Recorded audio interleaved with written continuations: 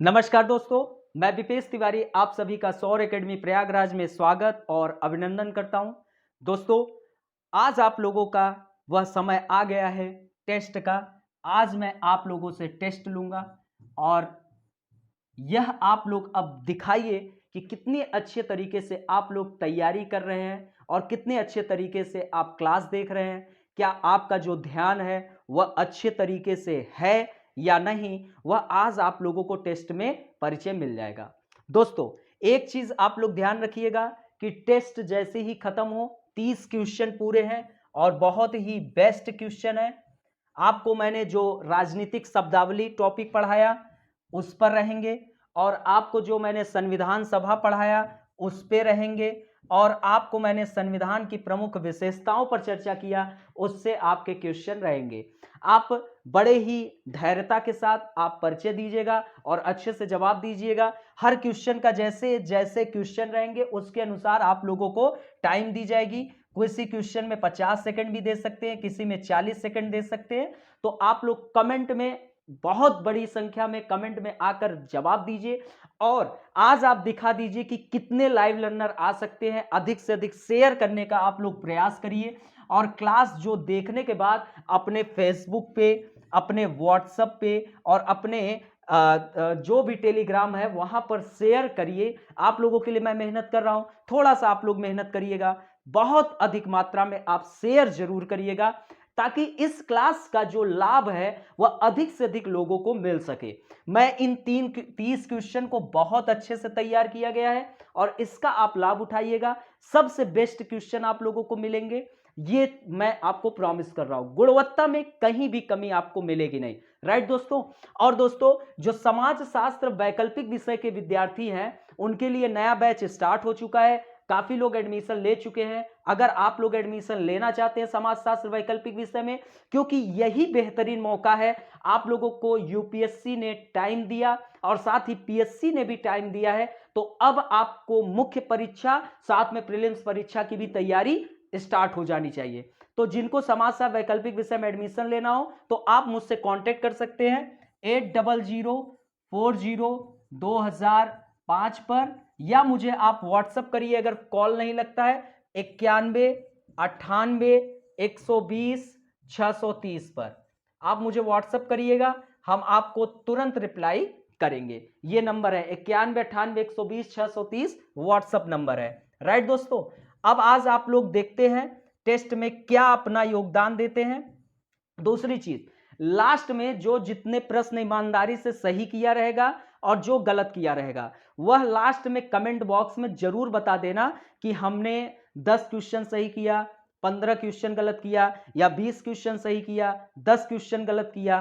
तो ये आप लोग आसानी से लास्ट में बता देंगे, तब हमको पता चलेगा कि कौन किसने बेहतर किया। राइट दोस्तों। तो आइए आप लोगों के बीच में फर्स्ट प्रश्न आता है और आप लोग फर्स्ट प्रश्न को पढ़िए और देखिए अच्छे तरीके से। आप लोगों के बीच में फर्स्ट प्रश्न है, सूची 1 को सूची 2 से सम्मिलित कीजिए तथा नीचे दिए गए कूटों की सहायता से उत्तर का चयन करिए।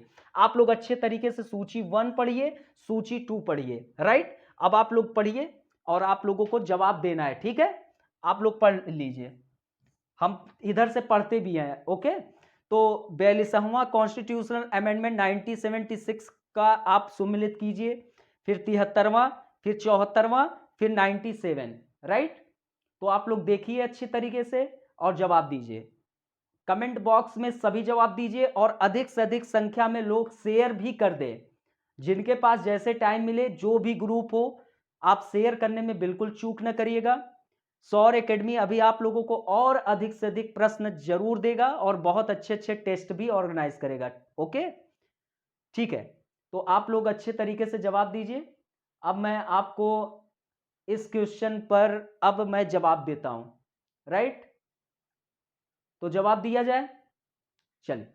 तो दोस्तों, आप लोग ये जो 42 कॉन्स्टिट्यूशनल अमेंडमेंट सभी लोगों को मैंने बताया था, सभी लोगों को मैंने बताया था। तो इसका संबंध आपका किससे है?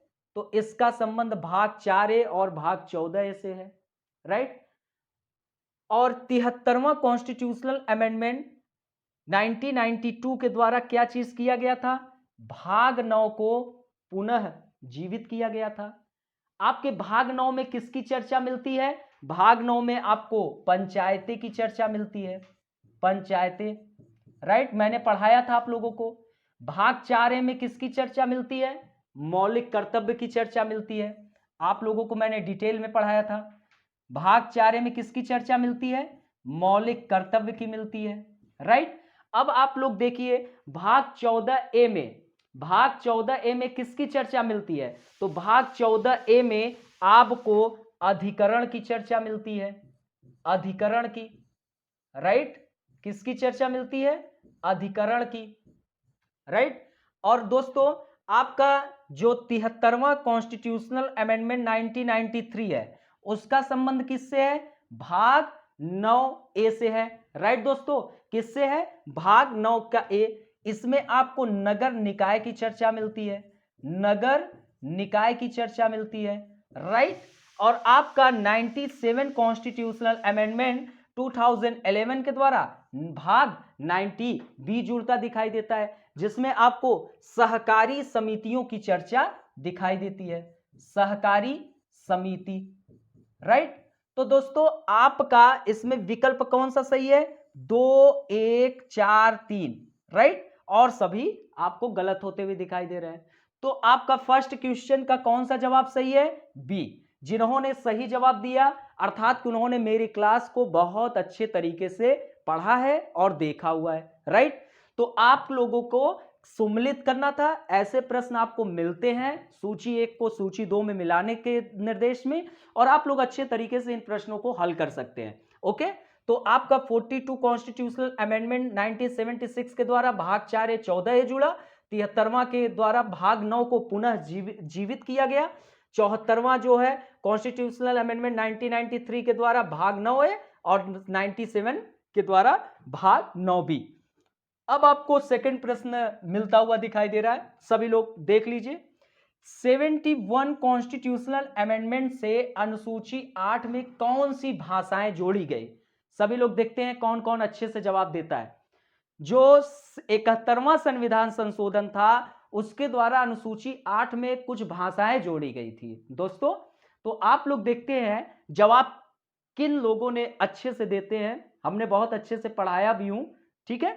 तो देखते हैं कौन विद्यार्थी अच्छे से जवाब देता है। सभी लोगों के पास टाइम है, प्लीज लाइक शेयर और कमेंट करने में कोई भी आप चूक न करिए, अधिक से अधिक शेयर करिए। आज आप लोग दिखा दीजिए कि लाइव लर्नर की संख्या जो है सौर एकेडमी में भी 50-100 होने वाले हैं। तो ये चीज आप ही लोग करेंगे, आप लोगों के लिए मेहनत है और फ्री में चीजें आपको मिल रही है। यही चीज आपको पेड में मिलता तो आप लोगों को पता चलता, क्वालिटी में कोई कमी नहीं है, ओके। तो अब आप लोगों को मैं आता हूं, देखते हैं कितने लोगों ने सही जवाब दिया। चलिए कोई बात नहीं। अब दूसरे प्रश्न का जो सही जवाब है आपका, दूसरे प्रश्न का पहली चीज तो कोंकणी मणिपुरी सिंधी भाषा तो है नहीं, राइट। 71 कॉन्स्टिट्यूशनल अमेंडमेंट जो है वो आपका सही जवाब कौन सा है? कोंकणी मणिपुरी और नेपाली, राइट। तो दूसरे का आपको सी ऑप्शन सही होता दिखाई दे रहा है। जो आपका 21 कॉन्स्टिट्यूशनल अमेंडमेंट 1967 था उसके द्वारा सिंधी भाषा जुड़ती हुई दिखाई देती है, राइट। कौन सा? सिंधी भाषा, राइट दोस्तों। कौन सी भाषा जुड़ी? सिंधी भाषा जुड़ी। वह कौन सा? 21, राइट। 21 कॉन्स्टिट्यूशनल अमेंडमेंट 1967 के द्वारा। जो 71 कॉन्स्टिट्यूशनल अमेंडमेंट हुआ उसके द्वारा कोंकणी मणिपुरी और नेपाली, राइट दोस्तों, ये जुड़ता हुआ दिखाई देता है। और ये कब हुआ था? 1992 में हुआ था, ठीक है, 1992। ये चीज आपको पता होना चाहिए। और जो 92 कॉन्स्टिट्यूशनल अमेंडमेंट 2003 था उसके द्वारा 4 भाषा जुड़ी थी, बोडो, डोगरी, मैथिली और संथाली। तो दोस्तों जब आपका मूल संविधान था, मूल रूप से आपको अनुसूची 8 में कुल कितने भाषाएं दिखाई दी थी? 14, राइट। कुल कितने थे? 14। लेकिन बाद में आपके 8 और जुड़ते हैं। इस कारण आज वर्तमान में अनुसूची 8 में कुल 22 भाषा दिखाई देते हैं। कुल कितने? 22 भाषा। ये आप लोग याद रखिए, बहुत इंपॉर्टेंट है। अनुसूची 8 में वर्तमान समय में कितने भाषा? तो 22 भाषा। मूल रूप से कितने थे? तो मूल रूप से 14 थे, राइट। और इसमें 3 संशोधन, 21 कॉन्स्टिट्यूशनल अमेंडमेंट 1967 के द्वारा सिंधी, 71 कॉन्स्टिट्यूशनल अमेंडमेंट 1992 के द्वारा कोंकणी, मणिपुरी, नेपाली, और जो 92 कॉन्स्टिट्यूशनल अमेंडमेंट 2003 था उसके द्वारा 4 और जुड़े थे, बोडो, डोगरी, मैथिली, संथाली, राइट दोस्तों। अब आते हैं अपने तीसरे क्वेश्चन की ओर। आप लोग पढ़िए क्वेश्चन, बहुत अच्छे क्वेश्चन है और इसका जवाब दीजिए। निम्नलिखित में से कौन सा कथन असत्य है? ओके, संघ सूची मूल रूप से 97, वर्तमान में 100, राज्य सूची मूल रूप से 65, वर्तमान में 61 विषय, समवर्ती सूची मूल रूप से 47, वर्तमान में 52 विषय, राज्य सूची मूल रूप से 66, वर्तमान में 61। तो देखते हैं कौन सही जवाब देता है। Right, time start. तो दोस्तों आप लोग शेयर करने में बिल्कुल पीछे न हटिए। देखते हैं आज कितने लोग शेयर करेंगे। और दोस्तों समाजशास्त्र वैकल्पिक विषय में जो भी विद्यार्थी एडमिशन लेना चाहता है तो जितना जल्दी हो सके वो एडमिशन ले ले और प्रक्रिया स्टार्ट हो। हम बोलते रहेंगे, आप लोग अपने क्वेश्चन पे ध्यान दीजिए, सुनते रहिए बस। ओके, तो आप लोग जितना जल्दी हो सके एडमिशन ले लीजिए। क्लासेस भी स्टार्ट हो गए समाजशास्त्र वैकल्पिक विषय में। और अगर आप लोग चाहते हैं तो आप लोगों को संपर्क जरूर करिएगा, आप लोगों को लाभ मिलेगा। चलिए सभी लोग कमेंट करिए जल्दी से जल्दी। राइट, मैं टाइम देख रहा हूं। चलिए, तो तीसरे क्वेश्चन पे आप सभी लोग कमेंट कर चुके हैं, तो अब आते हैं। बहुत इजी है। चलिए अब मैं टाइम ओवर कर रहा हूं। तो तीसरे क्वेश्चन का आप लोगों का सही जवाब क्या है? तो दोस्तों आपका अनुसूची 7 में, कौन सा? अनुसूची 7 जो है उसमें आपको अनुसूची 7 में क्या दिखाई देता है? जो राज्य है और केंद्र है उनके मध्य शक्तियों का विभाजन आपको दिखाई देता है। तो सेंट्रल और स्टेट में शक्तियों का विभाजन दिखाई देता है, राइट।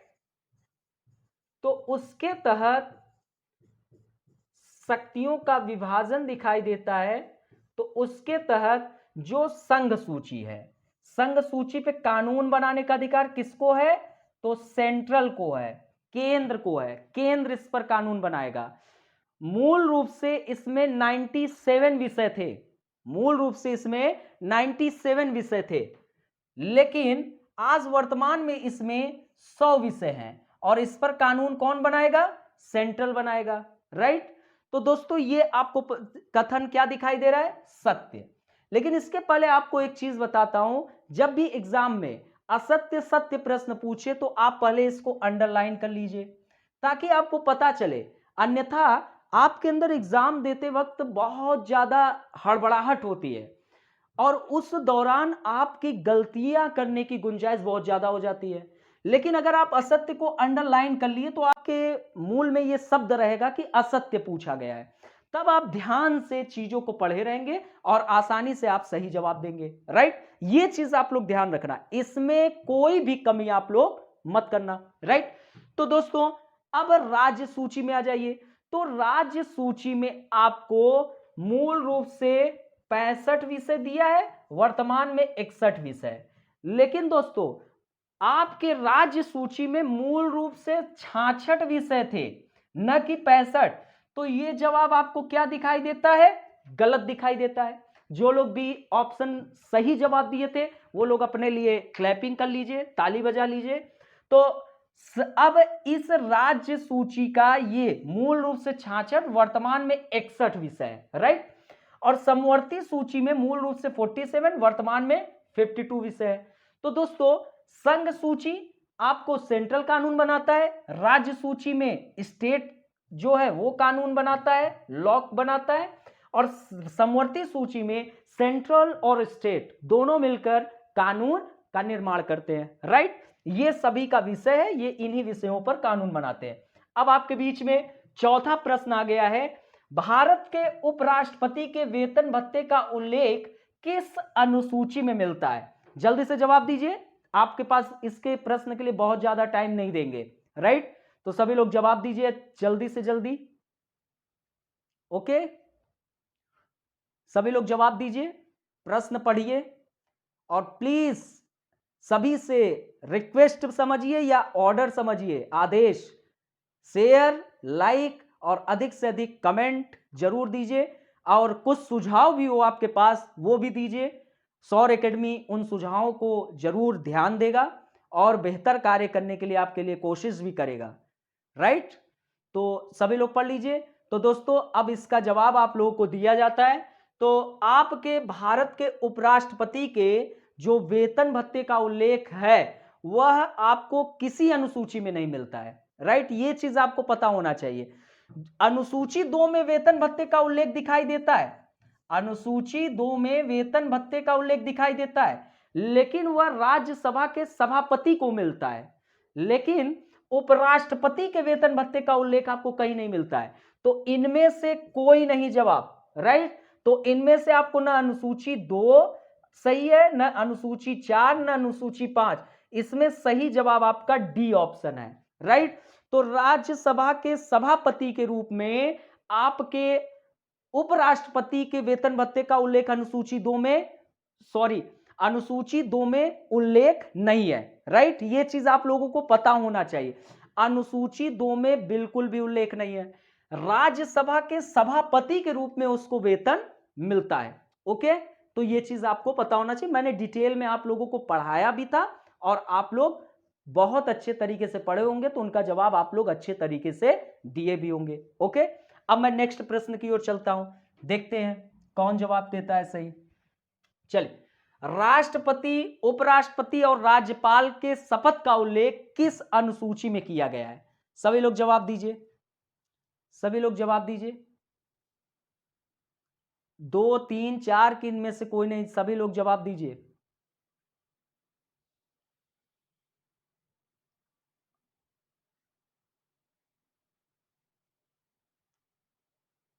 सभी लोग जल्द से जल्द जवाब दीजिए, बहुत अच्छा प्रश्न है।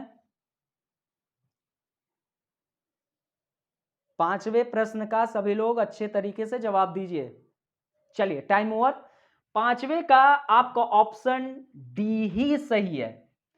जो अनुसूची 3 है उसमें शपथ के विषय में उल्लेख मिलता है, लेकिन अनुसूची 3 में राष्ट्रपति, उपराष्ट्रपति और राज्यपाल के शपथ का उल्लेख नहीं प्राप्त होता है। मैंने डिटेल में आपको पढ़ाया भी हूं, क्लासेस जरूर देखिएगा, वहां पर आपको सारी जानकारी मिल जाएगी। अनुसूची 3 में राष्ट्रपति, उपराष्ट्रपति और राज्यपाल के शपथ का उल्लेख नहीं मिलता है। यह चीज आप लोगों को पता होना चाहिए, ठीक है। तो आपका इसका जवाब इनमें से कोई नहीं सही जवाब है। ओके, अब आते हैं नेक्स्ट प्रश्न की ओर। चलिए, सीधी कार्यवाही दिवस का संबंध किससे है? मुस्लिम लीग से है, कांग्रेस से है, कि कैबिनेट मिशन से है, कि इनमें से कोई नहीं? देखते हैं कितने लोग जवाब अच्छे देते हैं। सभी लोग स्टूडेंट प्लीज लाइक, शेयर और सब्सक्राइब करने में बिल्कुल पीछे ना हटिए, और आस पास अगल बगल सभी लोगों से आज बता दीजिए कि क्लासेस अपनी प्रक्रिया में है, और अब आप लोगों को डेली क्लासेस मिलेंगे। करंट अफेयर की भी क्लासेस बहुत जल्दी स्टार्ट होने वाली है। साथ में आप लोगों को करंट अफेयर के अलावा भी आपको इकोनॉमी की भी क्लासेस बहुत जल्द मिलना शुरू हो जाएगा, राइट। चलिए, 6वें प्रश्न का सभी लोग जवाब दीजिए। बहुत अच्छा, बहुत अच्छा लग रहा है कि आप लोग बहुत अच्छे तरीके से जवाब दे रहे हैं। चल, तो 6वें प्रश्न का आप लोगों का जो सीधी कार्यवाही दिवस का संबंध है वह मुस्लिम लीग से है। ये आप लोग ध्यान रखिए, किससे है? मुस्लिम लीग से है। मुस्लिम लीग ने 16 अगस्त 1946 को, 16 अगस्त 16 अगस्त 1946 को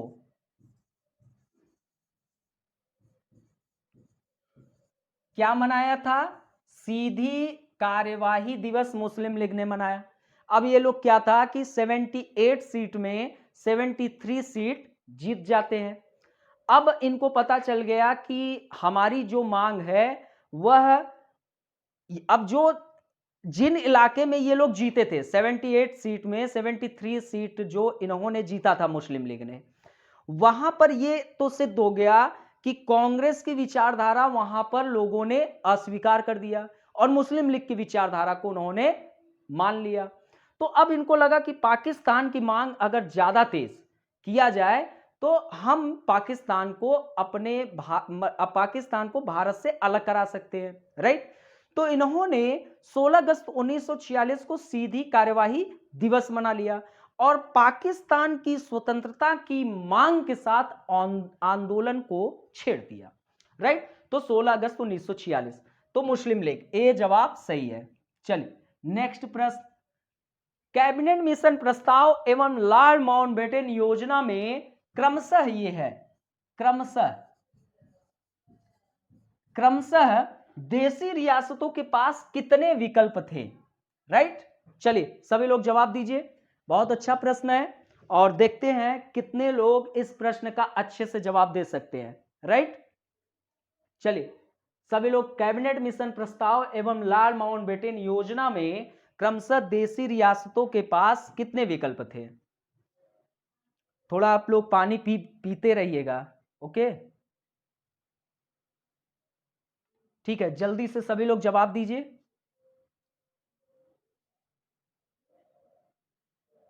ठीक है, बहुत अच्छा, सभी लोग अधिक से अधिक मात्रा में शेयर करते रहिए, बहुत मजा आ रहा है, हमको भी आ रहा है, आप लोगों को भी मजा आ रहा होगा। अच्छे से जल्दी सभी लोग कमेंट भी करते रहिए और बताते भी रहिए कि सर प्रश्न की क्वालिटी कैसी है, प्रश्न सभी अच्छे हैं कि नहीं। आपको ऐसे ही प्रश्न मिलते हुए दिखाई देंगे और आप लोगों को गलत करने की भी चांसेस बहुत ज्यादा हो जाएगी, ओके। चलिए अब जवाब में आते हैं आप लोगों को। तो हमने पढ़ाते वक्त बताया था आप लोगों को बहुत डिटेल में, तो 1946 में आपका 3 सदस्यीय कैबिनेट मिशन भारत में आया हुआ था, राइट। कैबिनेट मिशन आया। अब दोस्तों आपको कैबिनेट मिशन प्रस्ताव के तहत देशी रियासतों के पास दो ऑप्शन थे, या तो वो भारत में शामिल हो जाए या तो खुद को स्वतंत्र रखे, या खुद को क्या रखे, स्वतंत्र रखे। तो आपको दो, अब आपको पता चल गया कि इन्हीं दो में से एक जवाब सही होगा, राइट। ये तो दोनों गलत हो गए, ये दोनों ए और बी गलत हो गए, ए और बी तो आपका गलत हो गया, राइट। अब आपको 3 जून 1947 को 3 जून 1947 को क्या आया, लॉर्ड माउंटबेटन योजना आई। अब इस योजना के तहत पाकिस्तान अलग हो गया। अब जैसे ही पाकिस्तान अलग हुआ, अब क्या हुआ, देशी रियासतों के पास एक एक्स्ट्रा ऑप्शन आ गया। एक्स्ट्रा में क्या, कि अब वह भारत में या शामिल हो जाए या वह पाकिस्तान में भी शामिल हो जाए, उनकी स्वविवेक पे है, या तो खुद को एक स्वतंत्र राष्ट्र के रूप में रखे।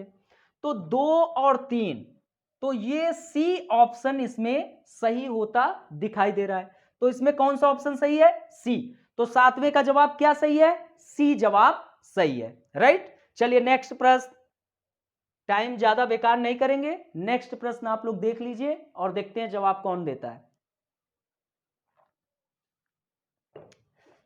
तो दोस्तों निम्नलिखित कथनों पर विचार करिए, बहुत इंटरेस्टिंग प्रश्न, मतलब कि इसको बहुत अच्छा प्रश्न मैं मान रहा हूं। संवैधानिक सरकार वह है, अगर कोई भी लोग इन प्रश्नों का सही जवाब देंगे तो इसका मतलब कि वो तो लेक्चर अच्छे से देखे ही हैं, साथ में उनके विचार, सोचने के तरीके, यूपीएससी को पढ़ने के तरीके, उन सब में उनकी प्रगाढ़ता अच्छी है, राइट। चलिए सभी लोग जवाब दीजिए, देखते हैं। चलिए, जो राज्य की सत्ता के हित में व्यक्ति की स्वतंत्रता पर प्रभावकारी प्रतिबंध लगाती है, जो व्यक्ति की स्वतंत्रता के हित में राज्य की सत्ता पर प्रभावकारी प्रतिबंध लगाती है। ये तो दोनों ही ऑप्शन आ गया है, थोड़ा ये गलत प्रश्न हो गया है।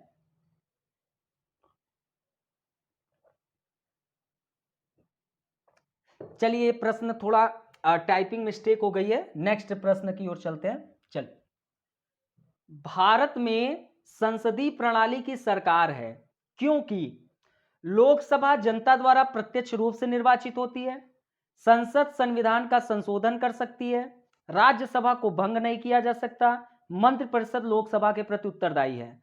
अब इसमें सबसे सटीक आपको उत्तर देखना है, राइट? सबसे सटीक कौन सबसे नजदीक है, तो जल्दी से जवाब दीजिए। 2015 में प्रश्न आया हुआ भी है,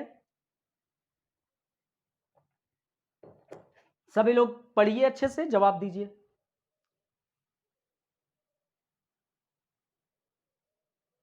ओके, सभी लोग जवाब दीजिए।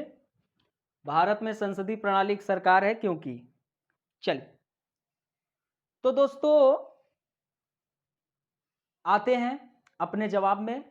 तो दोस्तों अगर देखा जाए तो सबसे इसमें नजदीकी आपको जो दिखाई देता है, मंत्रिपरिषद लोकसभा के प्रति उत्तरदायी है। ये आपको संसदीय प्रणाली के सरकार में यह सबसे नजदीकी इन सब में सही होता दिखाई दे रहा है। ठीक है, ये चीज आप लोग ध्यान रखिएगा। ठीक है, अब आपको लोकसभा जनता द्वारा प्रत्यक्ष रूप से निर्वाचित होती, ये आपको यहां पर गलत। संसद संविधान का संशोधन कर सकती है, राज्यसभा को भंग नहीं किया जा सकता है। लेकिन इन सब में चारों में अगर देखा जाए तो सबसे नजदीकी जो सही है, मंत्रिपरिषद लोकसभा के प्रति उत्तरदायी है। तो ये ऑप्शन सही हो जाता है अन्य ऑप्शन के अपेक्षा में। ठीक है, तो ये चीज आप लोग ध्यान रखिएगा। ठीक है, चलिए डी ऑप्शन सही है। अब नेक्स्ट में आते हैं, निम्नलिखित कथनों पर विचार कीजिए। बहुत शानदार ये भी प्रश्न है। अभी आप लोगों को एक शानदार प्रश्न आया था, लेकिन वो शानदार प्रश्न जो है उसमें बी विकल्प जो है लिखा नहीं गया था। लेकिन ये जो प्रश्न है बहुत अच्छा प्रश्न है, और देखते हैं कौन अच्छे से जवाब देता है। राज्य के चारों तत्व वैकल्पिक रूप से अनिवार्य होते हैं। यदि चारों तत्वों में से एक भी अनुपस्थित हो तो राज्य की अवधारणा निरर्थक हो जाती है। ठीक है, निरर्थक हो जाती है। चलिए निम्न में से कौन सा कथन सही है, देखते हैं कौन जवाब देता है। राइट, स्टार्ट, जल्दी से सभी लोग पढ़िए, जवाब दीजिए। देखते हैं कौन बनेगा करोड़पति, में कितने लोग आज करोड़पति होंगे। सत्यम सर आप सभी लोगों को पता है, सभी लोगों को अकाउंट में देंगे अब, और सत्यम सर से बता भी दीजिएगा आप सभी लोग। ठीक है, चलिए सभी लोग प्रश्न को अच्छे से पढ़िए, बहुत अच्छा प्रश्न है आपके बीच में, और जवाब भी अच्छे तरीके से देना है। अगर पढ़ाई किए होंगे तो बहुत अच्छे से जवाब देंगे, नहीं पढ़े होंगे तो फिर तो कोई बात ही नहीं, तुक्का लगा दीजिए। चलिए तो दोस्तों टाइम ओवर किया जाता है, सभी लोग आशा करता हूं कि कमेंट कर दिए होंगे। तो अब आते हैं आप लोगों का, चलिए तो अब आते हैं, चलिए तो दोस्तों अब आपको ये जो ऑप्शन है इनमें से आपका सही जवाब है केवल 2। कैसे? तो राज्य के 4 तत्व होते हैं,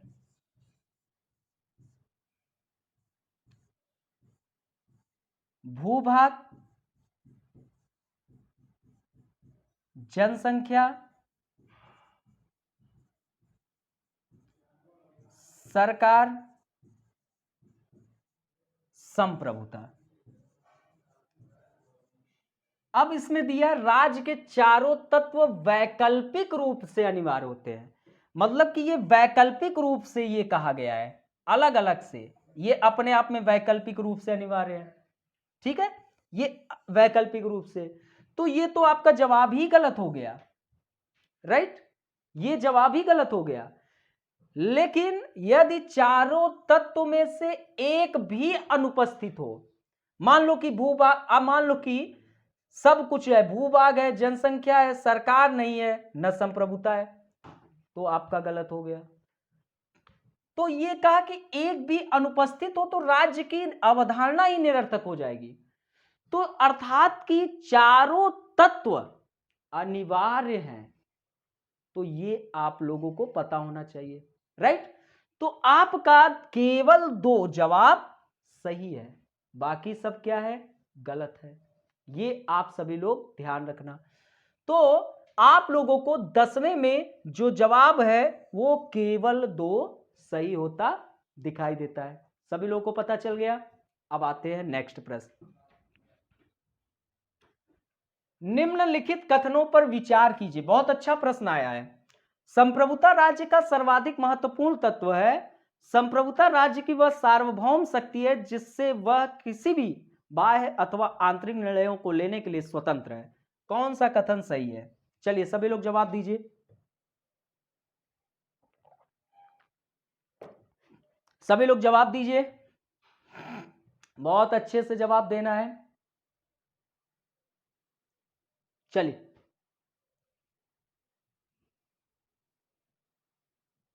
अब समझ लीजिए, आप लोगों के लिए जो क्लासेस ली जाती है दोस्तों, बिना फैन के नंगे पांव आप लोगों को क्लासेस ली जाती है।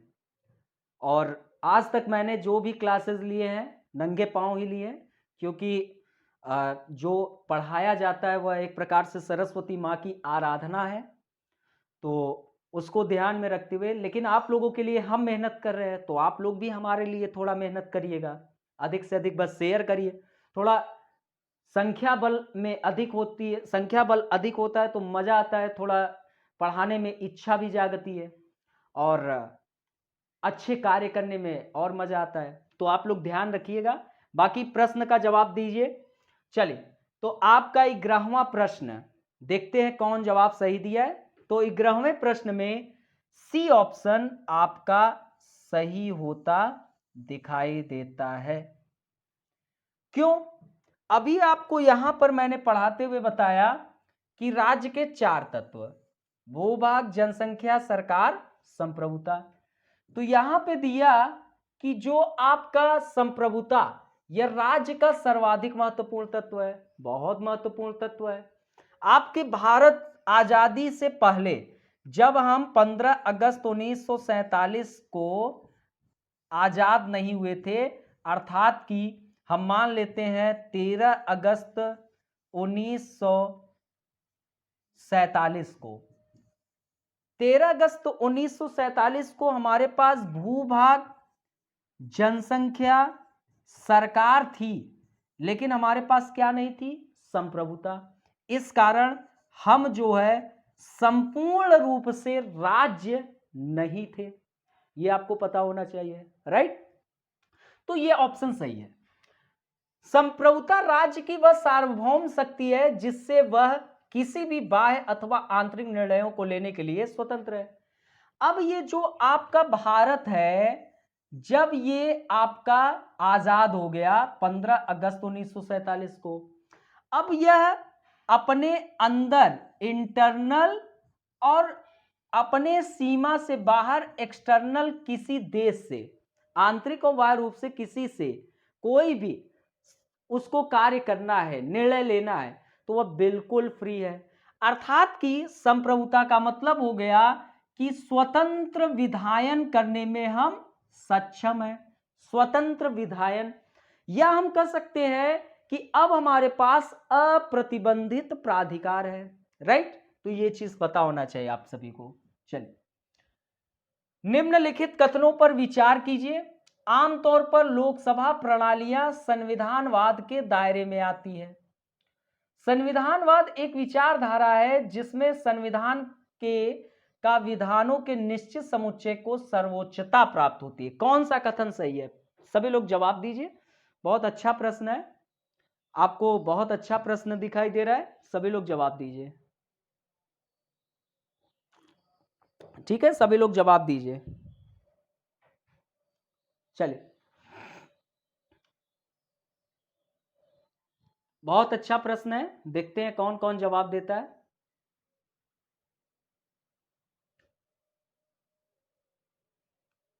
तो चर्चा किया जाए। सभी लोग शेयर कर रहे हैं ना? आप लोग थोड़ा सा टाइम निकाल के जितने भी ग्रुप है, अपने फ्रेंड हैं, सभी जगह शेयर कर देना। क्लासेस देखने के बाद भी शेयर करना और बड़ी संख्या में। चल तो दोस्तों यहां पर जो ऑप्शन है 12 का, वह दोनों सही होता दिखाई दे रहा है। फर्स्ट वन आपको मैंने संविधानवाद फर्स्ट लेक्चर में ही पढ़ा दिया था, जिनको देखना है वो फर्स्ट लेक्चर देख ले।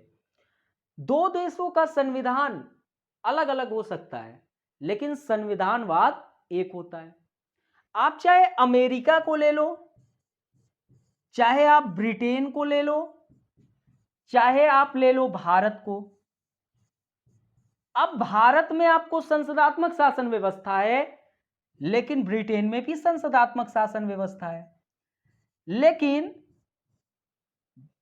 ब्रिटेन में कार्यपालिका का दो प्रधान है, एक नाम मात्र का, एक वास्तविक।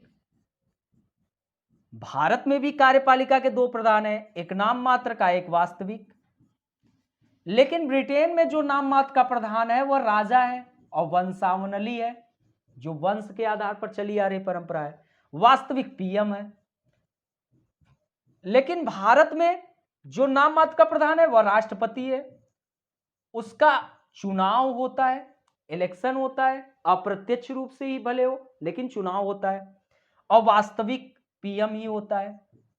तो अब क्या हुआ, दो देशों का संविधान अलग अलग भी हो सकता है।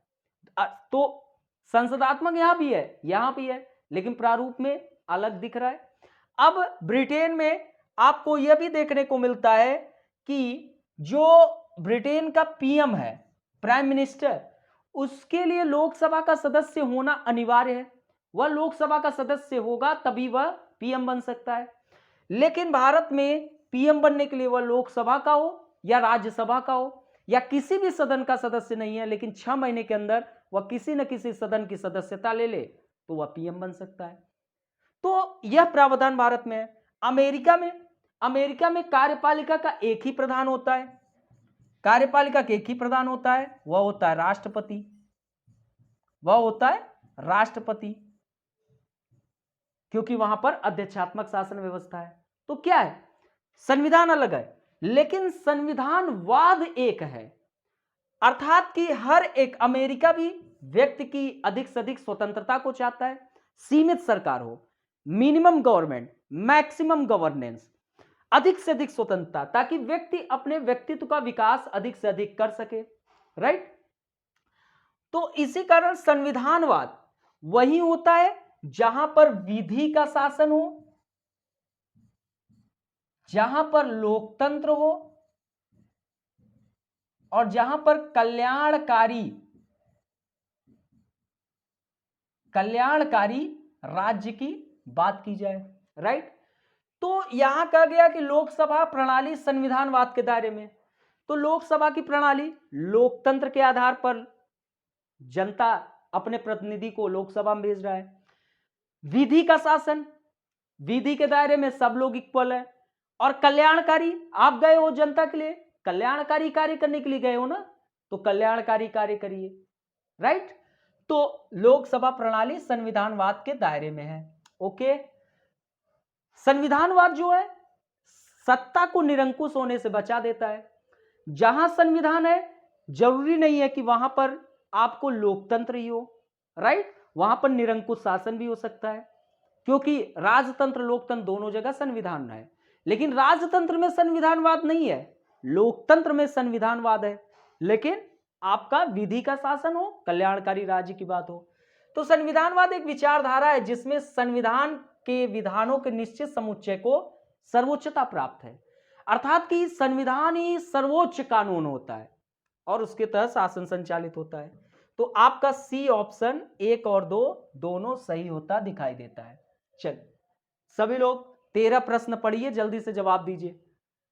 भारत की संसदीय शासन प्रणाली एवं ब्रिटेन की संसदीय शासन प्रणाली में यह प्रणाली है। अंतर की बिंदु निम्नलिखित में कौन सा है? अंतर, आपको अंतर चुनना है जहां से आपको अंतर ज्यादा बड़े स्तर पे दिखाई देता है। चलिए सभी लोग जवाब दीजिए।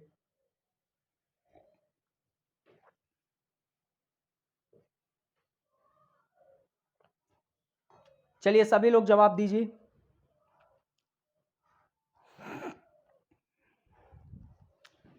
सभी लोग अच्छे तरीके से जवाब दीजिए, देखते हैं। बहुत अच्छा प्रश्न है, इंटरेस्टिंग प्रश्न है, और जवाब दीजिए। बाकी आगे बहुत चर्चा होता दिखाई देगा और एंजॉय करिए प्रश्न का। चलिए तो आते हैं, टाइम ओवर करते हैं, चर्चा में आते हैं। तो जो 13 ऑप्शन है उसका सही जवाब है आपका, पूछा है संसदीय शासन प्रणाली एवं ब्रिटेन की संसद, मतलब एक और भारत का संसद,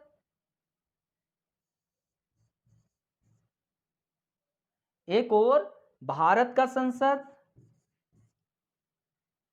और एक और ब्रिटेन का, राइट। तो ब्रिटेन का, अब भारत का है, ब्रिटेन का है। तो सामूहिक उत्तरदायित्व का सिद्धांत जो है वह भारत में भी है संसदात्मक में, ब्रिटेन में भी है, ठीक है।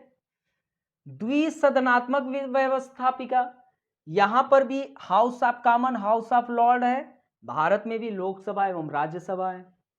वास्तविक एवं नाम मात्र की कार्यपालिका, तो कार्यपालिका के यहां भी दो प्रधान है, अभी बताए थे, एक राजा है एक पीएम है, ब्रिटेन में और भारत में भी है, राइट। लेकिन भारत में न्यायिक समीक्षा है, और दूसरी चीज, न्यायिक समीक्षा का भारतीय संविधान में उल्लेख नहीं है, लेकिन आर्टिकल 13 में जो अनुच्छेद 13 है उसमें न्यायिक समीक्षा जैसा प्रावधान दिखाई देता है। ओके, ये चीज याद रखना, ठीक है। क्योंकि अगर कोई भी संसद, ये आर्टिकल 13 संसद को संप्रभु होने से रोकता है। संसद जो है, हो सकता है कि ये आर्टिकल 368 का प्रयोग करके वह संशोधन कर सकता है, लेकिन मूल ढांचे को ध्यान में रखो तभी। तो ये जुडिशियल रिव्यू आपको आर्टिकल 13 में एक दिखाई देता है, लेकिन संविधान में उल्लेख नहीं है, ये याद रखना। लेकिन ब्रिटेन में जुडिशियल रिव्यू नहीं है। तो अंतर हुआ कि नहीं, बाकी आगे चर्चा होगी और डिटेल में, अंतर हुआ कि नहीं। ओके, तो न्यायिक समीक्षा। चलिए, सूची 1 को सूची 2 से सुम्मिलित कीजिए तथा नीचे दिए गए कूटों की सहायता से सही उत्तर का चयन कीजिए। सभी लोग 14 प्रश्न का जवाब दीजिए, देखते हैं कौन जवाब देता है। ओके, 14 प्रश्न, सभी लोग पढ़िए, जल्दी जवाब दीजिए।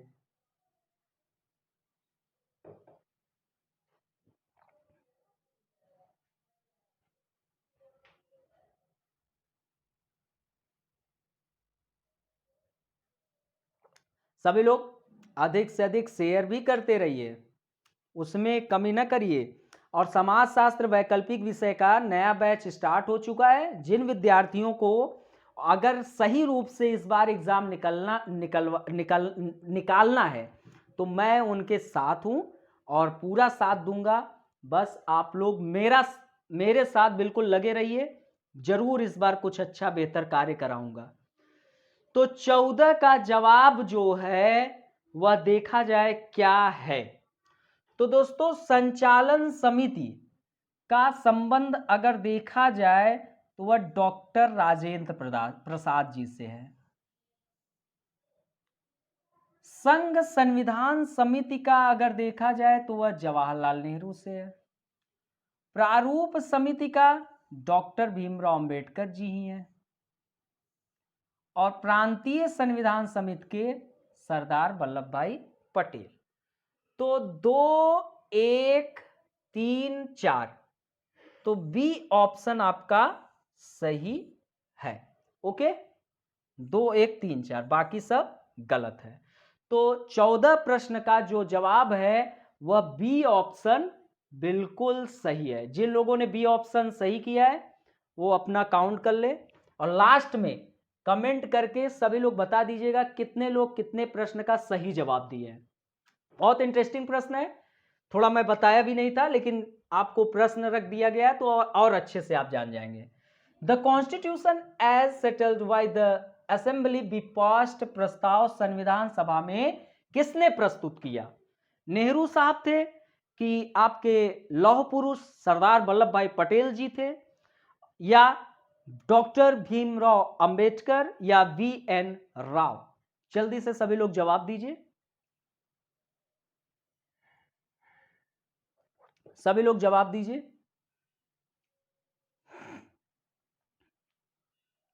चलिए, बहुत ज्यादा इसमें टाइम नहीं लिया जा सकता है। तो दोस्तों, अब आप लोगों को ये पता होना चाहिए, ये जो the constitution as settled by the assembly be passed, मैंने आपको बताया था कि कुल 3 वाचन हुए थे, 3 रीडिंग संविधान का। तो अब इसमें आपको बताना है कि जब तृतीय वाचन हो रहा था, ठीक है, उसी दौरान अंबेडकर साहब ने the constitution as settled by the assembly be passed जो प्रस्ताव था उसको पारित किया गया। और वह समय कब था? 26 नवंबर 1949।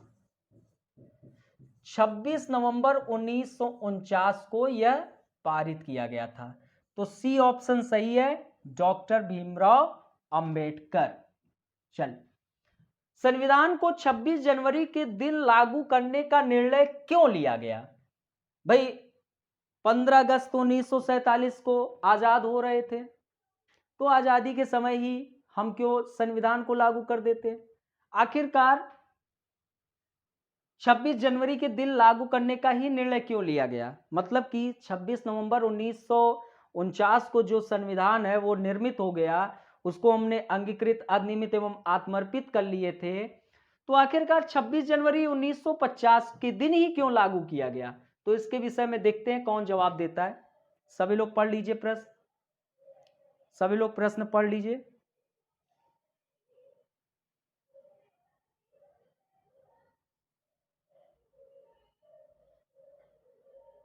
ठीक है, सभी लोग शेयर कर दीजिएगा, अधिक से अधिक पढ़ लीजिए प्रश्न। 16 प्रश्न का जवाब दीजिए जल्दी से जल्दी, बड़ी मात्रा में आप सभी लोग। बहुत शानदार प्रश्न है। चलिए, बहुत ज्यादा टाइम नहीं लेना चाहिए, मैं बता दे रहा हूं। ए ऑप्शन इसका बिल्कुल सही है। कांग्रेस ने इस तिथि को 1930 में स्वतंत्रता दिवस समारोह के रूप में मनाया गया था। इसका संबंध न 1942 के भारत छोड़ो आंदोलन से है, न ही यह एक दिन शुभ। आपका ये भी गलत जवाब है, उपर्युक्त में से कोई नहीं, ये भी गलत है। आपका ए ऑप्शन बिल्कुल सही है, मैंने बहुत डिटेल में आप सभी को पढ़ाया भी था। आते हैं नेक्स्ट क्वेश्चन, आते हैं दोस्तों 17वें प्रश्न की ओर। बहुत ही अच्छा प्रश्न सुमलित से संबंधित है, आइए देखते हैं। सूची 1 को सूची 2 से सुमलित करने से प्रश्न है। आप लोग इस प्रश्न को अच्छे तरीके से पढ़िएगा, तब जवाब दीजिएगा, कोई दिक्कत नहीं, थोड़ा टाइम ले लीजिए, हम देंगे। तो प्रश्न है, सूची 1 को सूची 2 से सुमलित कीजिए।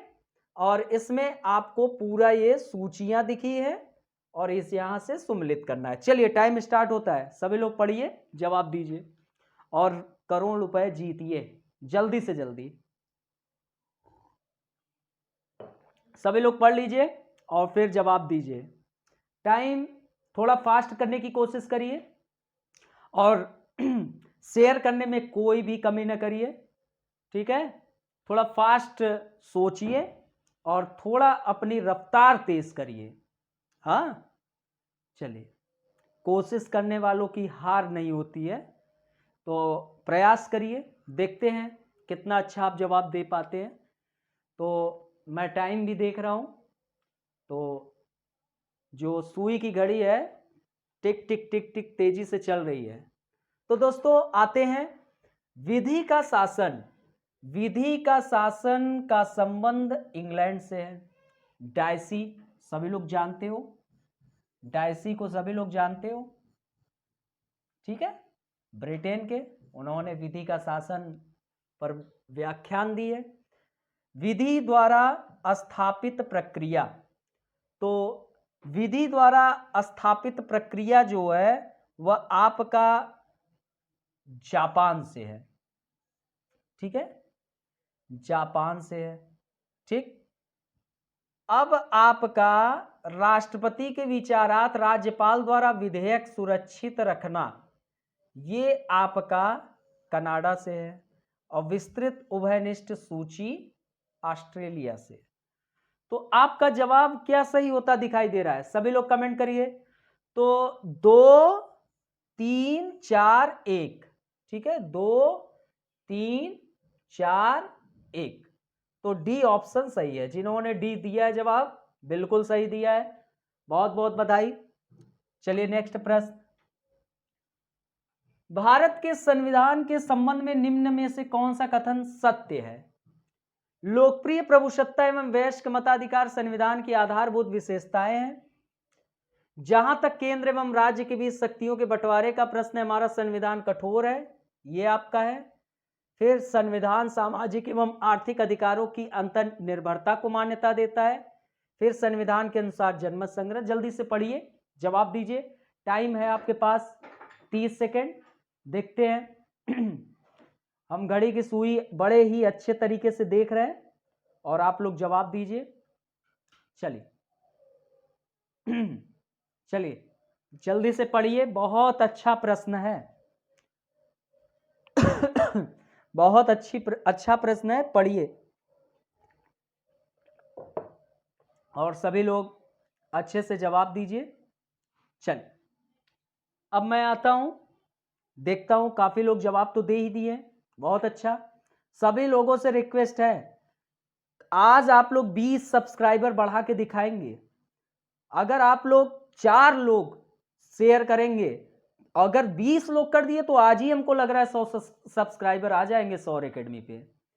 तो आज दिखा दीजिए ताकि सत्यम सर क्लास देखे तो बताए कि सर आज आपके बच्चे जो हैं बहुत संख्या बढ़ा दिए, जो आपके स्टूडेंट हैं।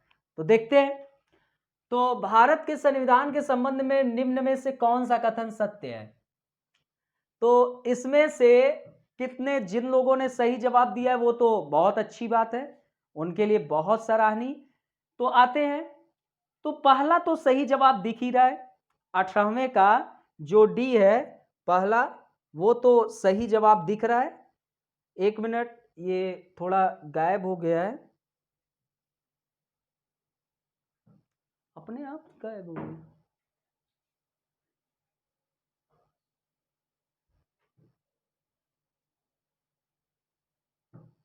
चलिए, थोड़ा एक्चुअली दिक्कत आ गई थी, कोई दिक्कत नहीं, ये सब चलता रहता है थोड़ा बहुत। तो भारत के संविधान के संबंध में निम्न में से कौन से कथन सत्य है? तो काफी लोगों ने कमेंट में जवाब दिया ही होगा, कोई दिक्कत नहीं। और अब आते हैं, लोकप्रिय प्रभुसत्ता एवं वयस्क मताधिकार संविधान की आधारभूत विशेषता है। बिल्कुल सही जवाब।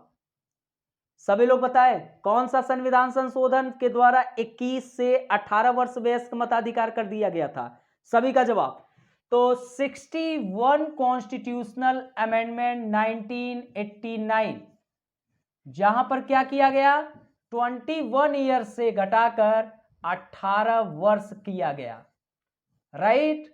और आर्टिकल 325 326 में बहुत अच्छे से आपको उल्लेख भी मिलता है, तो आप लोग पढ़िएगा। लोकप्रिय प्रभुसत्ता, हम भारत के लोग भारत को एक संपूर्ण प्रभुत्व संपन्न लोकप्रिय प्रभुसत्ता है। जहां तक केंद्र एवं राज्यों के बीच शक्तियों के बंटवारा, तो संघ सूची, राज्य सूची, समवर्ती सूची, डिटेल में बताया। तो संघ सूची पर सेंट्रल कानून, राज्य सूची पे स्टेट। तो आपका शक्तियों के बंटवारे में थोड़ा संविधान कठोर है। सामाजिक एवं आर्थिक अधिकारों की अंतर निर्भरता को मान्यता देता है। हम भारत के लोग भारत को एक संपूर्ण प्रभुत्व संपन्न समाजवादी पंथ निरपेक्ष लोकतांत्रिक गणराज्य बनाने के लिए हम उनके समस्त नागरिकों को सामाजिक, आर्थिक, राजनीतिक न्याय, तो आपका क्रम देखिए, सामाजिक, आर्थिक, फिर राजनीतिक। तो सामाजिक एवं आर्थिक अधिकारों की अंतर निर्भरता को मान्यता बिल्कुल देता है। आगे प्रस्तावना में पढ़ाऊंगा, ये जो है आपका गलत है। संविधान के अनुसार जनमत संग्रह, पुनर्वापसी आदि मुद्दे पर देश की जनता का प्रत्यक्ष नियंत्रण है, ये गलत जवाब है। हमारे यहाँ अप्रत्यक्ष लोकतंत्र है, हम अपने प्रतिनिधि को सदन में भेजते हैं, हम अपने प्रतिनिधि को भेजते हैं। तो आपका जो सही जवाब है 18वें प्रश्न का, वह ऑप्शन है डी, 1 2 3, राइट। चलिए डी ऑप्शन सही, बहुत शानदार, काफी अच्छा प्रयास आप लोगों का। भारत में धर्मनिरपेक्षता से संबंधित निम्न कथनों पर विचार कीजिए। अब इसमें धर्म का राजनीति से स्पष्ट से पृथक्करण है। यह धार्मिक मान्यता प्राप्त दलों के चुनाव लड़ने पर रोक लगाता है। वह सभी समुदायों को धार्मिक स्वतंत्रता प्रदान करता है। यह समुदाय के व्यक्तिगत नियमों को स्वीकार करता है। चलिए जवाब दीजिए, कौन सा जवाब सही है। टाइम ज्यादा नहीं लेंगे, बहुत जल्दी से जल्दी आप लोगों को जवाब देना है। मैं घड़ी का सुई देख रहा हूं। ओके, सभी लोग आज अपनी जो उपस्थिति है बड़ी संख्या में दीजिए, शेयर करके भी चारों तरफ, टेलीग्राम, फेसबुक, व्हाट्सएप चारों तरफ शेयर करिए। बस मैसेंजर भी मत छोड़िएगा, वह भी एक ऑप्शन है।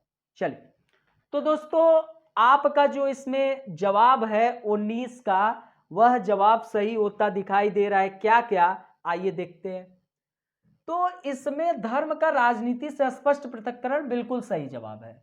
ओके, जो पंथ निरपेक्षता है वह 42 कॉन्स्टिट्यूशनल अमेंडमेंट 1976 के द्वारा भारतीय प्रस्तावना में जुड़ा। यह धार्मिक मान्यता प्राप्त दलों के चुनाव लड़ने पर रोक लगाता है, तो बिल्कुल गलत जवाब, बिल्कुल गलत जवाब। तो दो ऑप्शन आपका, दूसरा ऑप्शन गलत हो गया। ठीक है, इसमें पूछ रहा है कौन सा कथन सही है, तो वह अब दो जिसमें जिसमें है वह गलत हो गया, तो ये तो गलत हो गया। अब दो में लड़ाई है, देखते हैं कौन लड़ाई जीतता है। ए की सी, भयंकर लड़ाई हो रही है। वह सभी धार्मिक समुदायों को धार्मिक स्वतंत्रता प्रदान करता है, लेकिन देखिए लड़ाई पहले ही जीत गई है। एक जब सही है तो एक तो यहां पर मौजूद है, यहां पर नहीं है, तो इस कारण 1, 3 और 4 तो सही हो ही गया है, राइट। कभी कभी आपके इस विवेक के अनुसार भी प्रश्न हल होते हैं, यूपीएससी हो या पीएससी। धार्मिक स्वतंत्रता प्रदान करता है, आर्टिकल 25 से 28 आपको धार्मिक स्वतंत्रता का अधिकार फंडामेंटल राइट्स में मिलता है। आर्टिकल 25 से 28, आर्टिकल 25 से 28 धार्मिक स्वतंत्रता का अधिकार। यह समुदायों के व्यक्तिगत नियमों को स्वीकार करता है, बिल्कुल सही। तो 1, 3, 4 बिल्कुल सही है, दूसरा गलत है। सी ऑप्शन सही होता दिखाई देता है। ओके, नेक्स्ट प्रश्न। सूची 1 को सूची 2 में सम्मिलित कीजिए। ठीक है, चल आप लोग देख लीजिए, कोई दिक्कत नहीं। ठीक है, थोड़ा सा 1 मिनट। चल, सूची 1 को सूची 2 से सम्मिलित कीजिए और नीचे दिए गए कूटों की सहायता से सही उत्तर का चयन करें। आपको ये ऑप्शन दे दिया गया है, अब आप लोग देखिए और जवाब दीजिए। ठीक है, चलिए सभी लोग जवाब दीजिए अपना। चल 1 मिनट में हट जाता हूं। ठीक है, चल सभी लोग जवाब दीजिए, ये प्रश्न पढ़ लीजिए, सभी लोग जवाब दीजिए। 20 प्रश्न, 20वां प्रश्न है आपके बीच, सभी लोग जवाब दीजिए। ठीक है, चल सभी लोग पढ़ लीजिए, जवाब दीजिए, पढ़ाया हूं। ओके,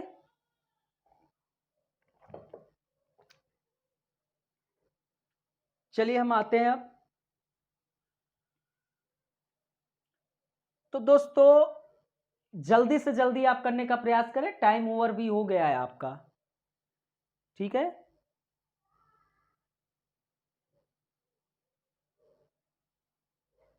चलिए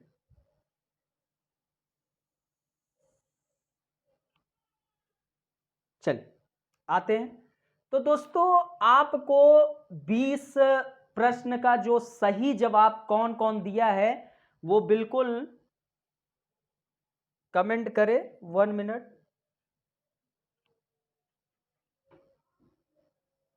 चलिए, ये 20वां प्रश्न है। 1 मिनट, थोड़ा सा कुछ प्रॉब्लम आ रही है। चल, तो 20वें प्रश्न का जो आपका सही जवाब है वह है वित्त, संपत्ति एवं संविदाएं एवं वाद। तो इसका संबंध भाग 12 से है, राइट। जिन लोगों ने जवाब दिया बहुत अच्छा।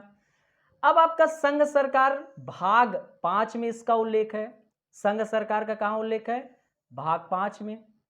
राज्य सरकार का उल्लेख कहां मिलता है? तो राज्य सरकार का उल्लेख भाग 6 में मिलता है। और सेंट्रल स्टेट रिलेशन का उल्लेख भाग 12 में मिलता है। तो आपका जो सही जवाब 1 मिनट सेंट्रल स्टेट रिलेशन का उल्लेख भाग 9 में मिलता है। ठीक है, कहां पे मिलता है? भाग 9 में। ठीक है, तो वित्त संपत्ति एवं संविदाएं एवं वाद आपका कहां उल्लेख मिला? सभी लोग कमेंट करिए। तो इसका वित्त संपत्ति संविदाएं एवं वाद का उल्लेख आपको भाग 12 में मिलता है। राज्य सरकार का, संघ सरकार का भाग 5 में, राज्य सरकार का जो उल्लेख है वह आपका भाग 6 में, और केंद्र और राज्य संबंध का उल्लेख भाग 9 में मिलता है। ठीक है, ये इधर चला गया था, भाग 9 में मिलता है। तो इसका सही जवाब 2, 1, 4, 3 बी ऑप्शन सही है। बी का जो सही जवाब है बी। ठीक है, आइए नेक्स्ट प्रश्न। अब आते हैं प्रश्न की ओर। तो निम्न कथनों पर विचार कीजिए। ठीक है, भारतीय संविधान है एक अलिखित संविधान कि एक लिखित संविधान, कि मुख्यतः भारत सरकार अधिनियम 1935 पर आधारित ब्रिटेन संसद का एक उपहार? कौन सा कथन सही है? सभी लोग पढ़ लीजिए फिर जवाब दीजिए। सभी लोग पढ़ लीजिए, सभी लोग पढ़ लीजिए, जल्दी से जल्दी जवाब दीजिए। देखते हैं कौन कितना अच्छे से जवाब देता है। बहुत सही प्रश्न है और कोई दिक्कत नहीं है, आसानी से इस प्रश्न का जवाब आप दे सकते हैं। ठीक है, अच्छे प्रश्नों का जवाब दीजिए सभी लोग। ओके, चलिए आते हैं 21 का जो ऑप्शन है, देखा जाए क्या इसका जवाब हो सकता है। तो एक अलिखित संविधान, तो अलिखित संविधान कहां पाया जाता है? अलिखित संविधान आपका ब्रिटेन में देखने को मिलता है, क्योंकि वहां पर प्रथा, परंपरा एवं अभिशमय का बड़ा योगदान है, इसीलिए डाइसी जी ने वहां पर विधि के शासन का उल्लेख किया। तो ये तो बिल्कुल गलत जवाब हो गया। एक लिखित संविधान, बिल्कुल सही जवाब। हमारा संविधान लिखित संविधान है, अच्छे तरीके से लिखित रूप से लिपिबद्ध किया गया है। भारत सरकार अधिनियम 1935 पर आधारित, तो ये भी सही है। काफी कुछ प्रावधान हमारे 1935 के भारत सरकार अधिनियम से बहुत कुछ चीजें हमारे संविधान में लिया गया। ब्रिटिश संसद का एक उपहार, तो भैया ये बिल्कुल गलत कह दिए। 60 देशों के संविधानों को हम अच्छी तरीके से पढ़े हैं तब जाकर। तो कौन सा कथन सही होता दिखाई दे रहा है? 2 और 3, तो बी ऑप्शन बिल्कुल सही। जिन्होंने जवाब दिया बहुत अच्छा और बहुत ही सराहनीय प्रयास। 21 का बी। चलिए नेक्स्ट प्रश्न। प्रश्न है, संविधान की दूसरी अनुसूची में निम्न में से किसके संबंध में उपबंध नहीं है? राष्ट्रपति, लोकसभा अध्यक्ष, सीएजी की अध्यक्ष लोक सेवा आयोग? चलिए बहुत इजी प्रश्न है, 15 सेकंड का टाइम है। सभी लोग धड़ाक से जल्दी कमेंट कर दीजिए बस, फिर उसके बाद हम आते हैं 22 क्वेश्चन। सभी लोग जल्दी से जल्दी जवाब दीजिए। 22 बिल्कुल इजी है, बिल्कुल इजी प्रश्न है, सभी लोग जल्दी से बताएं। देखिए दोस्तों, आपके दूसरी अनुसूची में आपको राष्ट्रपति भी मिलेंगे, दूसरी अनुसूची में राष्ट्रपति भी मिलेंगे, लोकसभा अध्यक्ष भी मिलेंगे, सीएजी भी मिलेंगे, नियंत्रक एवं महालेखा परीक्षक। अध्यक्ष संघ लोक सेवा आयोग के नहीं मिलेंगे। ठीक है, तो इसमें आपका 22 का डी ऑप्शन बिल्कुल सही है। जिन लोगों ने जवाब दिया बहुत अच्छा। अब हम नेक्स्ट प्रश्न की ओर चल रहे हैं। 23, इसमें भी सूची 1 को सूची 2 से सम्मिलित कीजिए, नीचे दिए गए कूटों की सहायता से सही उत्तर का चयन करिए। 23 जल्दी जवाब देने का प्रयास करिए, टाइम कम है, जल्दी से जल्दी, ताकि चीजें खत्म हो सके। बहुत इजी प्रश्न है, अगर दिमाग विवेक का प्रयोग करेंगे तो बहुत अच्छे तरीके से हल कर देंगे। चलिए सभी लोग जवाब दीजिए, सभी लोग जवाब दीजिए। ठीक है, चलिए जल्दी से जल्दी प्रश्न पढ़ लीजिए, जवाब दीजिए, घड़ी की सुई तेज चल रही है। और सभी लोग लाइक, शेयर और सब्सक्राइब आज Facebook, WhatsApp, Telegram, messenger, Twitter चारों तरफ शेयर कर दीजिए खूब बड़े मात्रा में। अब दोस्तों आपका जो 23 है इसके जवाब में आते हैं। तो 23 में आपको देखने को मिलेगा, तो आपातकालीन प्रावधान आपका कहां से लिया गया है? जर्मनी से, राइट? कहां से लिया गया है? जर्मनी से। और मूल अधिकार अमेरिका से, राइट? संसदीय शासन व्यवस्था ब्रिटेन से, और राज्य के नीति निर्देशक तत्व आयरलैंड से। अब ये जो नीति निर्देशक तत्व है यह भाग 4 और आर्टिकल 36 से 51 तक उल्लेख मिलता है। बहुत डिटेल में पढ़ेंगे, राइट? आपातकालीन प्रावधान ये आपको आर्टिकल 352, 356, 360 तीन प्रकार के आपातकाल दिखाई देते हैं। तो इसको हम लोग डिटेल में पढ़ेंगे, थोड़ा सा वेट कर लीजिए, सही हो जा रहा है, ठीक है? तो ये तीन चीजें दिखाई देता है। ओके, चलिए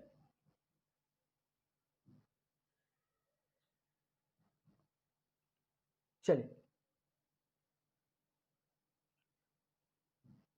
1 मिनट 1 मिनट। चलिए अब देखिए, तो अब आपका आपातकालीन प्रावधान आर्टिकल 352, 356, 360 में, और आपका मूलाधिकार जो है वह भाग 3 और आर्टिकल 12 से 35 तक, राइट? संसदीय शासन व्यवस्था आपको पढ़ाएंगे ही, ठीक है? थोड़ा आज हैंगिंग प्रॉब्लम आ रही है और पन्ने अपने आप चेंज हो रहे हैं, तो थोड़ा सा वेट कर लिया करिए। चल, और फिर आपका ये चीजें, तो इसमें कौन सा कथन सही होता दिखाई दे रहा है आप लोगों को? आपातकालीन प्रावधान जर्मनी से, तो आपका 4, तो ये आपका सी ऑप्शन बिल्कुल सही है। 4, 3, 2, 1, ठीक है? किन किन लोगों ने सी ऑप्शन दिया था जवाब, उनके लिए बहुत अच्छा प्रयास, उन्होंने बहुत अच्छा प्रयास किया। चलिए, संविधान सभा के गठन के संबंध में निम्न कथनों पर विचार कीजिए। बहुत अच्छा प्रश्न है, इसमें आप लोगों से कुछ प्रश्न रहेगा, वो जवाब आप लोग कमेंट में दीजिएगा, मैं चाहता हूं। ओके, चलिए स्टार्ट। सभा के प्रतिनिधियों का निर्वाचन 4 धर्मों, पहले आप पढ़ लीजिए, जवाब दे लीजिए, तब मैं आता हूं इस प्रक्रिया में। 24, ठीक है?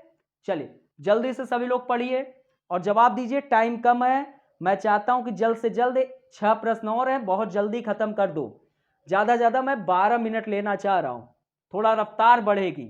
तो चलिए अब मैं आपसे डिस्कस कर लेता हूं 24 पर, तो देखते हैं कौन कौन लोगों ने जवाब दिया सही। अच्छी बात है। तो दोस्तों, सभा के प्रतिनिधियों का निर्वाचन 4 धर्मों, हिंदू, मुस्लिम, सिख, ईसाई, बिल्कुल गलत जवाब, मैं कह रहा हूं, आप बताइएगा सही जवाब, वेट करूंगा। कितने धर्मों? 3 धर्मों, तो आप लोग बताइए वो कौन कौन से धर्म, ठीक है? मैं कह रहा हूं, लेकिन मैं पढ़ाया हूं, मैं चाहता हूं आपका जवाब। संघीय संविधान सभा के अध्यक्ष सरदार वल्लभ भाई पटेल थे, बिल्कुल गलत जवाब, मैं कह रहा हूं, आपका क्या जवाब, कमेंट करिए। संविधान सभा की कुल सदस्य संख्या 389 थी, मैं कह रहा हूं बिल्कुल सही जवाब। आप लोग ये बताइएगा कि 389 में किनको किनको कितने सीट बांटा गया था, अर्थात कि ब्रिटिश प्रांत के लिए कितने सीट थे, और जो चीफ कमिश्नरी इलाके थे उनके लिए कितने सीट थे, और देसी रियासतों के कितने सीट थे, कमेंट करिएगा। डॉक्टर भीमराव अंबेडकर की अध्यक्षता में गठित प्रारूप समिति में कुल 8 सदस्य थे, बट मैं कह रहा हूं गलत जवाब, आप बताइए सही जवाब, ठीक है? तो इसका ऑप्शन क्या सही है? केवल 3, तो सी ऑप्शन सही होता दिखाई दे रहा है, बिल्कुल अच्छा। चलिए नेक्स्ट, आप लोग कमेंट करके जवाब दीजिएगा। भारत के संविधान को स्वीकार करने के लिए निम्न में से कौन सी प्रक्रिया अपनाई गई? इसे अनुमोदन के लिए जनता को सौंप दिया गया, इसे गवर्नर जनरल को उसकी सहमति, ठीक है। चलिए आप लोग पढ़िए प्रश्न, अब जवाब दीजिए, ठीक है। पढ़िए प्रश्न सभी लोग, बहुत अच्छा प्रश्न है, पढ़िए सभी लोग, पढ़िए प्रश्न, बहुत शानदार प्रश्न है, ठीक है।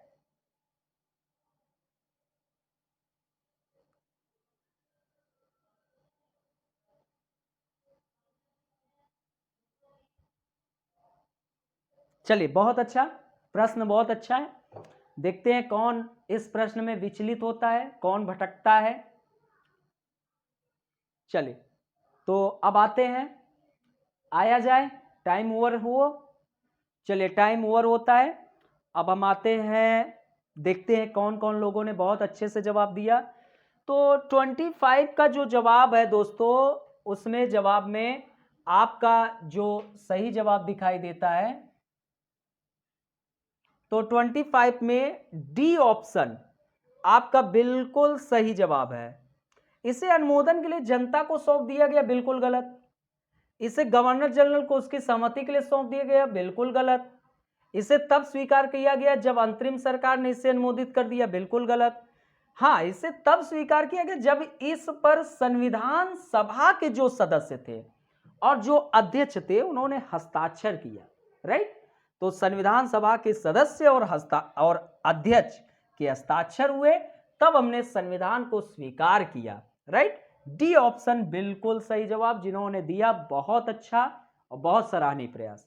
नेक्स्ट प्रश्न, संविधान सभा के सदस्य प्रतिनिधि थे, बहुत अच्छा प्रश्न, जवाब दीजिए। आपके सामने प्रश्न है 27, राइट। 27, 26 गायब हो गया क्या? नहीं, 26 पे आते पहले। निम्न में से कौन संविधान सभा के राज्य मामलों की समिति का अध्यक्ष था? जल्दी से जवाब दीजिए, बहुत इजी है, जल्दी से सभी लोग जवाब दीजिए। निम्न में से कौन संविधान सभा के राज्य मामलों के समिति का अध्यक्ष था? सभी लोग जवाब दीजिए, बहुत अच्छा प्रश्न है, सभी लोग जवाब दीजिए। 26, ठीक है, 26 सभी लोग जवाब दीजिए, सभी लोग जवाब दीजिए। 26 का क्या जवाब होगा? 26 का क्या जवाब होगा?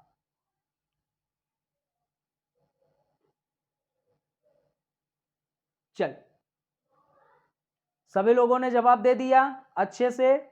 तो आपके 26 का जवाब जो है वह जवाहरलाल नेहरू, बी ऑप्शन सही होता दिखाई दे रहा है, ठीक है। तो क्या ऑप्शन सही है 26 का? बी जवाब सही है, जवाहरलाल नेहरू, वह राज्य मामलों के समिति के अध्यक्ष थे। चलिए 27 प्रश्न, संविधान सभा के सदस्य प्रतिनिधि थे, सभी लोग जवाब दीजिए, सभी लोग जवाब दीजिए। संविधान सभा के सदस्य प्रतिनिधि थे, जनता द्वारा प्रत्यक्ष निर्वाचित। अब देख लीजिए आप लोग, देखते हैं कौन अच्छे से जवाब देता है, ठीक है। ये आप लोग देखिए कितने लोग अच्छे से जवाब देते हैं। आप लोग शेयर करिए अधिक से अधिक लोगों को बताएं, और चैनल पे थोड़ा लाइव लर्नर अधिक रहेंगे तो अच्छा रहेगा, कार्य करने में मजा आएंगे और कार्य भी अच्छे से किया जाएगा, ठीक है। चल 1 मिनट। आज पता नहीं क्या प्रॉब्लम आ रही है, बट आप लोग विचलित ना होइए, थोड़ी सी समस्याएं हैं, सही हो जाएगा। चल 27, ठीक है, संविधान सभा के सदस्य प्रतिनिधि थे, ठीक है। तो आप लोग देख लीजिए,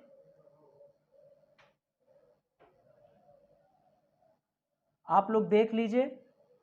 चलिए चलिए जल्दी से सभी लोग जवाब दे दीजिए। तो 27 प्रश्न ही करते हैं, थोड़ा प्रॉब्लम आ रही है और आगे भी कर लिया जाएगा, ठीक है। तो दोस्तों इस प्रश्न का जो 27 है सभी लोग कमेंट करके जवाब दे देते तो फिर आगे हम चलते हैं। सभी लोग जितना जल्दी हो सके जवाब दे दे। तो 27 का जो ऑप्शन है, जनता, संविधान सभा के जो सदस्य थे वो तो जनता द्वारा प्रत्यक्ष निर्वाचित तो बिल्कुल नहीं हुए थे, गलत जवाब। गवर्नर जनरल द्वारा मनोनीत, बिल्कुल गलत जवाब। हाँ, विभिन्न प्रांतों के व्यवस्थापिकाओं द्वारा निर्वाचित एवं देशी राज्यों के राजाओं द्वारा मनोनीत, ये बिल्कुल सही जवाब है। जो संविधान सभा थी वह आपका निर्वाचित और नामांकित दोनों निकाय थी, राइट। कांग्रेस और मुस्लिम लीग द्वारा नामांकित, ये गलत जवाब, ठीक है। सी ऑप्शन सही है और जिन्होंने सी ऑप्शन लगाया वो बहुत अच्छा। देख लेते हैं 28, ठीक है, 28, ओके। चल 28,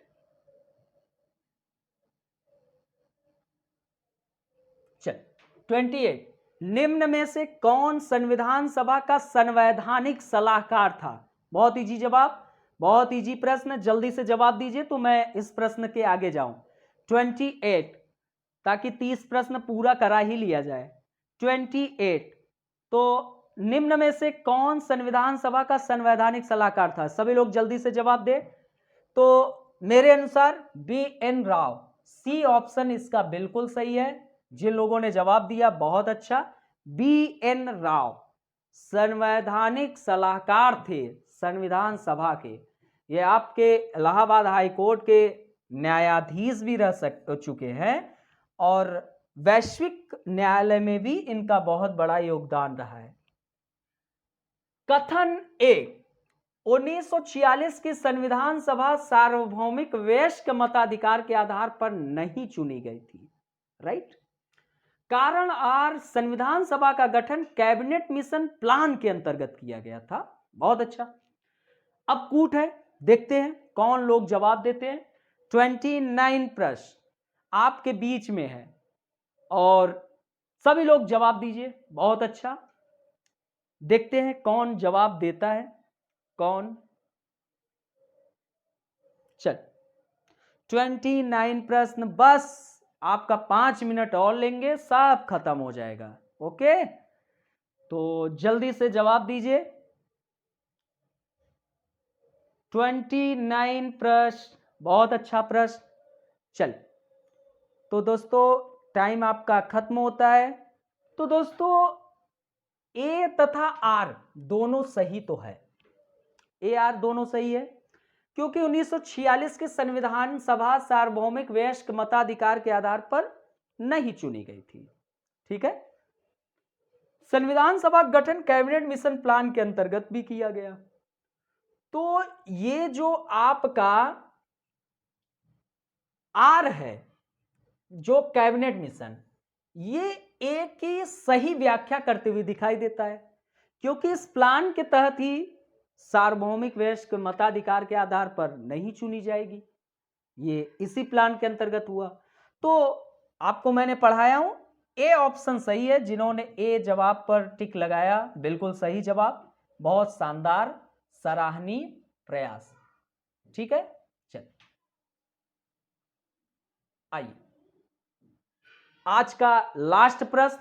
लास्ट प्रश्न करने से पहले आप लोगों से रिक्वेस्ट है, थोड़ा शेयर करिए, लाइव लर्नर बढ़ाइए, और जो भी स्टूडेंट समाज शास्त्र वैकल्पिक विषय रख रहे हैं वो एडमिशन जल्द से जल्द ले सकते हैं, एडमिशन ओपन है। मैं समाज शास्त्र वैकल्पिक विषय आप लोगों को पढ़ा रहा हूं, बहुत वृहद स्तर पे चर्चा होगी, बहुत आपको एक एक प्रश्न हल कराया जाएगा। जो भी एडमिशन लेना चाहता है, इच्छुक है, कांटेक्ट करें हमें और हम उसका समाधान करेंगे। आपको लास्ट में नंबर भी दे दूंगा। निम्न कथनों पर विचार कीजिए। डॉक्टर सच्चिदानंद सिन्हा को संविधान सभा का अस्थायी अध्यक्ष चुना गया था। HC मुखर्जी को संविधान सभा का उपाध्यक्ष चुना गया था। कौन सा कथन सत्य है? चलिए 30वें का आप लोगों को जवाब देना है। कौन सा कथन सत्य है? चलिए कौन सा कथन सत्य है, आप लोग जवाब दीजिए।